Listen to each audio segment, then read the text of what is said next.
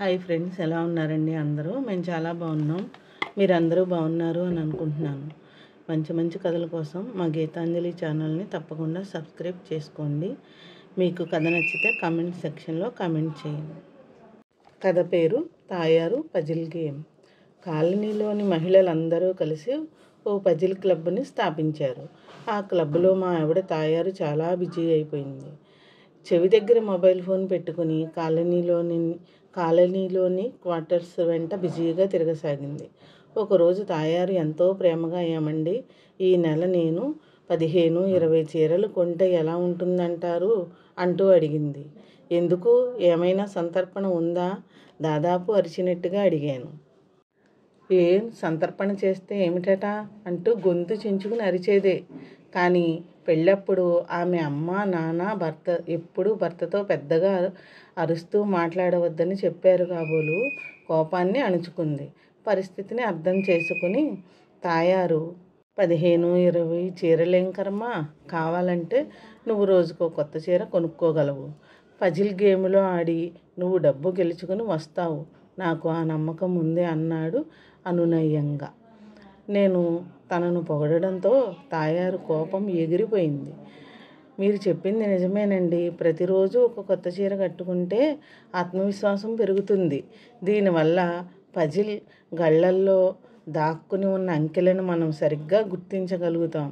మిగతా వాళ్ళ ధ్యాసంతా నా చీర మీదే ఉండటంతో వారు ఆ అంకెల్ని సరిగా ఊహించడం కష్టమవుతుంది. దాంతో వాళ్ళు ఓడిపోతారు. కొత్త చీర ఇతరుల మనోస్థైర్యాన్ని ఎలా దెబ్బతీస్తుందో ఇప్పుడు మీకు అర్థమైందా? నా తెలివితేటలు, శక్తి సామర్థ్యాలు ముందు కాలనీ వాసులందరూ బలాదూర్. ఈ రకంగా మొదట 100 రూపాయలు గెలుచుకోవడంతో ప్రారంభించి 1000 రూపాయలు గెలిచే వరకు వెళ్ళవచ్చు అంది నాతో. నువ్వు చెబుతున్నది ఏమిటో? కాలనీలో ఎవరింటికైనా వెళ్ళి కాలింగ్ బెల్ నొక్కగానే పజిల్ గేమ్ ఆవిడ వచ్చిందని అందరూ ఎంతో సంబరపడుతున్నారు చూసారా? ఈ గేమ్ నాకు ఎంత పేరు తెచ్చిపెట్టిందో. చివరికి నా పేరు తాయారు అనే విషయం నేనే మరిచిపోయే స్థితికి వచ్చానంటే నమ్మండి అంది ఉత్సాహంగా. రాత్రిపూట నిద్రలో కూడా నన్ను ఎవరో పజిలావిడ అని పిలుస్తున్నట్టుగానే ఉంటుందండి. దాంతో నాకు మెలకువ వస్తోంది. ఇవాళ 77వ నెంబరు అని రాయడానికి పెన్ను తీస్తున్నట్లుగా కల వచ్చింది. ఇంతలో అలారం మోగడంతో నిద్రాభంగం అయింది. దాంతో 300 రూపాయలు పోగొట్టుకోవలసి వచ్చింది అంది మళ్ళీ తనే. 7 గంటలకల్లా నువ్వు లేవక తప్పదు కదా తాయారు. పజిల్ కలలు పగటిపూట కూడా కనవచ్చు, కానీ పిల్లల్ని తయారు చేసి స్కూలు పంపాలి కదా అన్నాను. ఇవాళ బ్యాంకు కాలనీ వాళ్ళు నరసమ్మ గారింట్లో పజిల్ పోటీలు పెడుతున్నారు. నేను త్వరగా అక్కడికి వెళ్ళి ఏర్పాట్లు చూడాలి. మీరు ముందు వంటిల్లు తొడవండి, నేను పిల్లలిద్దరిని క్షణంలో తయారు చేస్తాను అని నాకు పురమాయించింది తాయారు. ఇవాళ నరసమ్మ గారింట్లో నాకు అదృష్టం పండబోతోంది. మధ్య వరుసలోని ఛాంబర్ తీస్తాను, బహుమతి నాకే వస్తుంది. ఇవాళ అందరికీ మంచి హోటల్లో భోజనాలు పెట్టిస్తాను అంటూ తాయారు బాత్రూంలోకి వెళ్ళింది. లెక్కలలో ఉండే అంకెలన్నీ పజిల్లో ఉన్నట్లు అనిపించింది నాకు. పాపం తాయారు ఆదరా బాదరాగా తయారై వెళ్ళడం చూస్తే నాకు చాలా బాధ అనిపించిన శ్రమవేవ చేయతే కదా అని మనసుకు సమాధానం చెప్పుకున్నాను. తాయారు నోటి వెంట వచ్చే ప్రతి మాట పజిల్ గేమ్ గురించి, అందులోని సంఖ్యల గురించే ఉంటుంది. చివరికి నన్ను, పిల్లల్ని కూడా పజిల్ భాషలోని పేర్లతోనే పిలవసాగింది. పిల్లలు కూడా అదే భాష మాట్లాడడం ప్రారంభించారు. ఈ పజిల్ పిచ్చి ఎంత ప్రమాదకరమైందో నాకు ఇప్పుడిప్పుడే తెలుస్తోంది. ఒక కవి ఇంట్లో 24 గంటలు కవిత్వానికి సంబంధించిన భాష మాట్లాడినట్లు, సంగీత విద్వాంసుడి ఇంట్లో ప్రతి ఒక్కరూ స్వరాలు, తాళాల గురించే మాట్లాడినట్లు మా ఇంట్లో పజిల్ పలుకులు తప్ప మరొకటి లేనట్లుగా తయారైంది పరిస్థితి.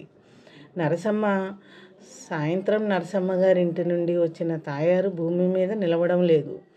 అక్కడ తన పజిల్లో ఫుల్ హౌస్, కార్నర్, పార్లర్ అన్నీ గెలుచుకుని వచ్చింది. హోటల్ రెయిన్బోలో పార్టీ ఏర్పాటు చేసింది. మగవాళ్ళు ఎంత బుద్ధి లేని వాళ్ళండి. క్రికెట్ పైన కోట్లాది రూపాయలు ఖర్చు చేస్తారు. ఒకళ్ళ తర్వాత ఒకళ్ళు ఓడిపోయి సిగ్గుతో తలదించుకుని వస్తారు. నన్ను అడిగితే ఈ పజిల్ గేమ్ని జాతీయ క్రీడగా ప్రకటించాలండి. మన వాళ్ళు వివిధ దేశాలలో ఈ గేమ్ ఆడి కోట్ల రూపాయల విదేశీ మాదక ద్రవ్యాన్ని గెలుచుకుని మన దేశం పేరును నిలబెడతారు అంది. తాయారు, నువ్వు చెప్పింది కరెక్టే. మనం ఇంటికి వెళ్ళిన తర్వాత పజిల్ గేమ్ గురించి మాట్లాడుకుందాం. ఆలస్యం అయిపోయింది, త్వరగా ఆర్డర్ ఇవ్వు అన్నాను. తాయారు ఆర్డర్ ఇవ్వడంలోనూ పజిల్ మాటలను జోరుగా ఉపయోగించడంతో బేరర్ నెత్తి కొట్టుకుంటూ క్షమించండి అని వెళ్ళిపోయి ఆర్డర్ తీసుకోవడానికి మేనేజర్ని పంపాడు.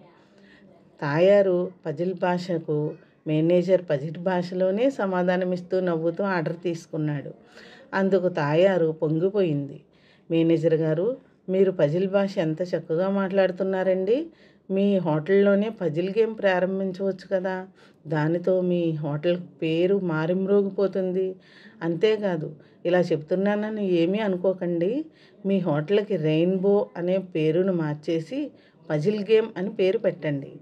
రైల్వే స్టేషన్లకి, పట్టణాలకి, రోడ్లకి పేర్లు మార్చేయటం మనం చూస్తూనే ఉన్నాం కదా. మీరు ఆలోచించండి అంటూ ఒక ఉచిత సలహా పారేసింది. ఇంటికి తిరిగి వచ్చి నిద్రపోవడానికి ఏర్పాట్లు చేసుకుంటుండగా మొబైల్ రింగ్ అయ్యింది. పజిలావిడ ఉన్నారా అండి అడిగారు ఎవరో. తాయారు, నీకే ఫోన్ అని ఇచ్చాను. తాయారు నవ్వుతూ, మంచిదండి, సరే అలాగే అంటూ పొడిపొడిగా మాట్లాడింది. ఇప్పుడు తాయారు ముఖం సంతోషంతో వెలిగిపోతోంది. మనిషి భూమి మీద నిలబడలేకపోతోంది. ఏమిటి తాయారు, నాకు చెప్పు, నేను సంతోషిస్తాను అన్నాను. టపాకాయలు కాల్చండి, మిఠాయిలు పెంచండి, మన కలలు వాస్తవ రూపం దాల్చబోతున్నాయండి.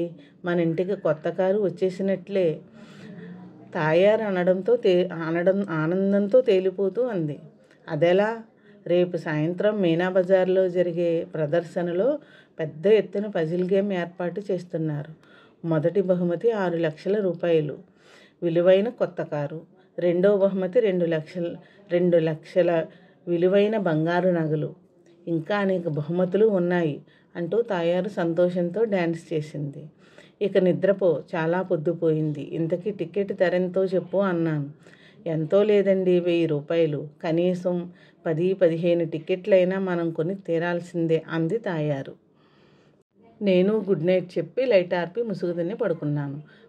మరుసటి రోజు సాయంత్రం ఆఫీసు నుండి ఇంటికి వస్తూ తాయారు పజిల్ గేములో పాల్గొని మొదటి బహుమతి తప్పకుండా గెలిచే ఉంటుంది. ఇంటి ముందు కొత్త కారు ఉంటుంది. పిల్లలు కొత్త బట్టలు వేసుకుని సంతోషంతో కేరింతలు కొడుతూ ఎదురు వస్తారు అనుకుంటూ వచ్చాను. కానీ పరిస్థితి అందుకు భిన్నంగా కనిపించింది. పజిల్ గేమ్ ఛాంపియన్ తాయారు ఎక్కడా కనిపించలేదు. ఇంట్లో లైట్లు కూడా వెలగలేదు. తటపటాయిస్తూనే నేను లోపలికి వెళ్ళాను.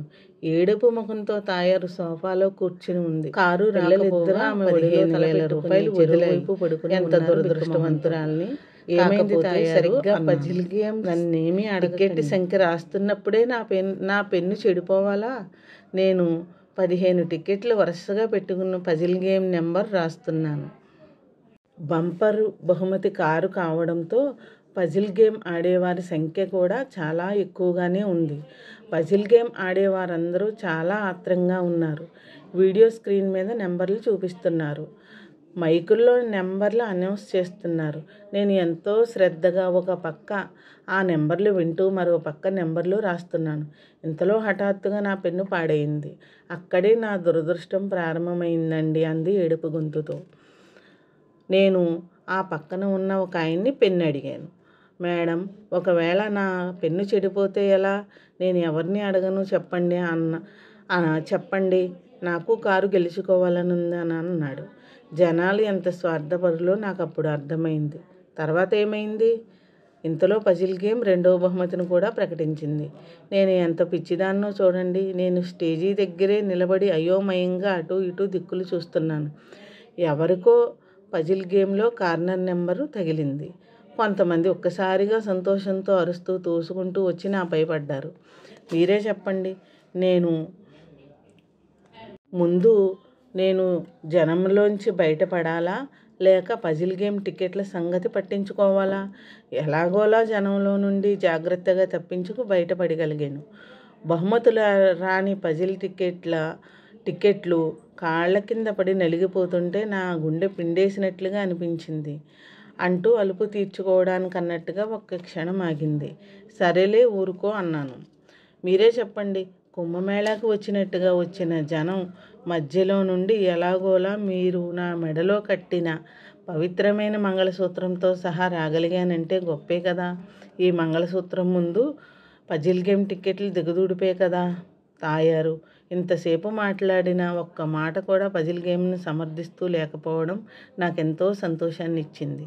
తాయారుకి పజిల్ గేమ్ పిచ్చి వదిలినట్లే అనిపించింది. తాయారు పజిల్ గేమ్లో 15,000 పోతే పోయాయి. డబ్బులు కావాలంటే ఎప్పుడైనా సంపాదించుకోవచ్చు. నువ్వు పజిల్ గేమ్లో పోరాటంలో నుండి పవిత్రమైన మంగళసూత్రంతో సహా క్షేమంగా బయటపడ్డావు. నాకైతే చాలు. అలా బయట పడగలగడం నిజంగా నీ గొప్పతనమే. తాయారు ఏడుపు మాని నా గుండెల్లో తలదాచుకుంది. మీరు నిజంగా చాలా మంచివారండి. మీరు నన్ను జీవితాంతం ఇలాగే ప్రేమిస్తూ ఉండండి అంది. ఇలాంటి మంచి కథల కోసం మా ఛానల్ని తప్పకుండా సబ్స్క్రైబ్ చేసుకోండి. కామెంట్ సెక్షన్లో కామెంట్ చేయండి. ఫ్రెండ్స్ అండ్ ఫ్యామిలీకి షేర్ చేయండి.